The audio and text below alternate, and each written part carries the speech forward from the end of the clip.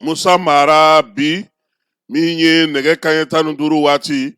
a ka kunungo lamɛnniw bɛɛ lajɛlen kɔfɛ cybercriminalité maaw olu y'a wele ko a ni procureur ka ɲɔgɔn ye sabula ɲininkaliw mana ban fala ye u bɛ taa n'i ye procureur fɛ yen k'i ka PV k'o da i kan i yɛrɛ ye kuma minnu fɔ procureur ɲɛ ŋɛn i ɲɛ ŋɛn a bɛ ɲininkaliw kɛ ɲɔgɔn na o mana fara min na procureur ale bɛ sɔrɔ k'i ta ni bila f'i ye fala ye an bɛ segin a kan dɔrɔn k'a ɲɛfɔ maaw ye cybercriminalité ale kɔni tɛ maa ka maabaya dɔn a tɛ maa ka maaniya dɔn i bɛ waleya min kɛ bugunnatigɛ min kɛ bɔlɔlɔ sanfɛ ka kɛɲɛ ni i yɛrɛ ye wa ale de la fana maa tɛ kiiri don maa nɔ na maa tɛ kiiri tigɛ maa nɔ na n'i ye fɛn min fɔ n'o y'a sɔrɔ ɲangini de tara ka s'i ma kiiri don e bɛ se ka to so nka n'o tɛ ni maa min nɔ minɛlen diyagoya ni f'i ka na wa min ye nɔ minɛli fana ye n'i y'a kɛ i kɛra maa ye u b'i wele k'i lamɛn ale ni sariya tɔ si tɛ kelen ye n kɛra premier ministre kɔrɔ ye o n kɛra jamana ɲɛmaa ye o n ye maaba ye o n'i kɔni ye waleya kɛ bɔlɔlɔ kan ka ban fala ye sariya in a ma nɔgɔn dɛ parce que a dama ka kan bɛɛ lajɛlen ye o la sa Musa Mara ale kun lamɛnna waati tɛmɛnenw na an bɛɛ lajɛlen bɔr'o kalama juillet kalo a tile 16 n'a tile 15 n'a tile 16 bɛɛ lajɛlen kun y'a ye k'a fɔ ko a ɲininkara o waati la ka tila ka taa n'a ye sigida 4nan procureur fɛ yen o bɛɛ kɔfɛ fala ye bi tuguni Musa Mara a ɲɛ ŋɛn min ye Kulubalikɛ ɲɛ ŋɛn ye o laban min na sa o ye ko a y'a bila ka taa kasobon na nin waati in na fala ye Musa Mara a ka sonaldonbaga n'o ye maître Muntaka Tali ye ale ye bataki ci an ma bataki min na a y'a sɛbɛn ko premier ministre kɔrɔ Musa Mara k'u y'a bila mandat de dépôt la bi utu kalo tile fɔlɔ san 2025 min ye Musa Mara ye k'a kun taara weleli jaabi weleli min ni pôle min sigilen don kɛrɛnkɛrɛnnenya la n'o ye brigade d'investigation min bɛ yen n'o bɛ pôle min sigilen don pôle national de lutte contre la cybercriminalité ko a taara o de ka wele jaabi wele in tun kɛra bi n'o o ye utu kalo tile fɔlɔ ye premier ministre kɔrɔ ko a ma ɲɛ min kɔ maître Muntaka Tali ka fasiri la fala ye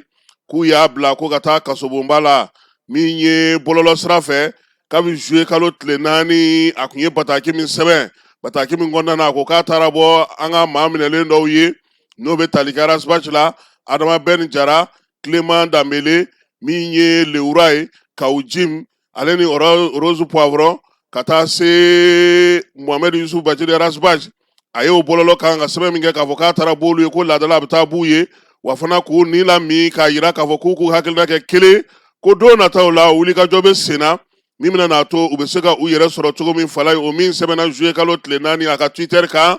maître Muntaka Tali ko k'a minɛkun kɛra nin ye wa ɲininkaliw kɛra la nin de kan brigade d'investigation min bɛ yen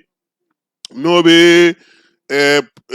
bɛ Bamakɔ yɛrɛ kɔnɔna na n'o ye BJ ye o tun fana tun y'a lamɛn juillet kalo tile 4 tile 15 nin waleya kelen na ka kɛ n'a ka juillet kalo tile 4 sɛbɛnni ye o kɔfɛ sigida 4 na tribunalba n'o ye tribunal de grande instance communicative kɔnɔna na procureur Touré o fana tun ye Musa Mara lamɛn juillet kalo tile 16 ka tila k'a bila ka taa so min ye maître Muntaka Tali ye a ko ko a kumaw bɛɛ lajɛlen bɛ tali kɛ ko kelen na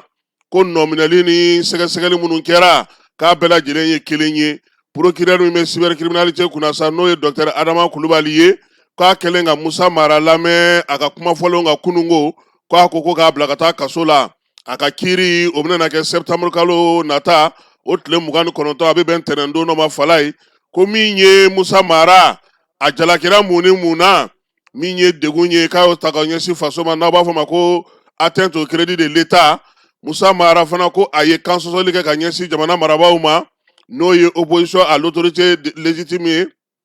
o fana kɔfɛ sa ko a ye waleyaw kɛ waleya minnu bɛ basigi ani ɲɛmajɔ min b'an ka jamana kɔnɔ bi ka dan sigi o la ka ɲagami don o ko la incitation au trouble à l'ordre public fala ye u ye fɛn 4nan min fɔ n'o o ye Musa Mara k'a y'o kɛ o ye k'a ye kibaruyaw di kibaruya minnu tɛ tiɲɛ ye kibaruya minnu bɛ yen bi ni danganiya t'a bolo u la wa min bɔ yɔrɔ fana n'o ta yɔrɔ olu ma dɔn o la sa ko min ye Musa Mara ye a nɔ minɛna kun minnu na maître Muntaka Tali ka fasiri kɔnɔ o ye nin ye min ye maître Muntaka Tali ye a ko ale minnu y'a ka sonaldonbaw ka ɲɛmaa ye k'u bɛ wulikajɔ minnu filɛ nin ye ani nɔminɛli kuma minnu fɔlen filɛ nin ye ka ɲɛsin Musa Mara ma k'u b'a kɔn bi u b'a kɔn sini wa u bɛna wulikajɔ bɛɛ lajɛlen kɛ yaasa sariya jo ka se ka sɔrɔ min ye Musa mara ye a bɛ se ka lafiya cogo min Fala ye min ye nin ko in bɛɛ lajɛlen kɛlen kɔfɛ cybercriminalité maaw u ma kuma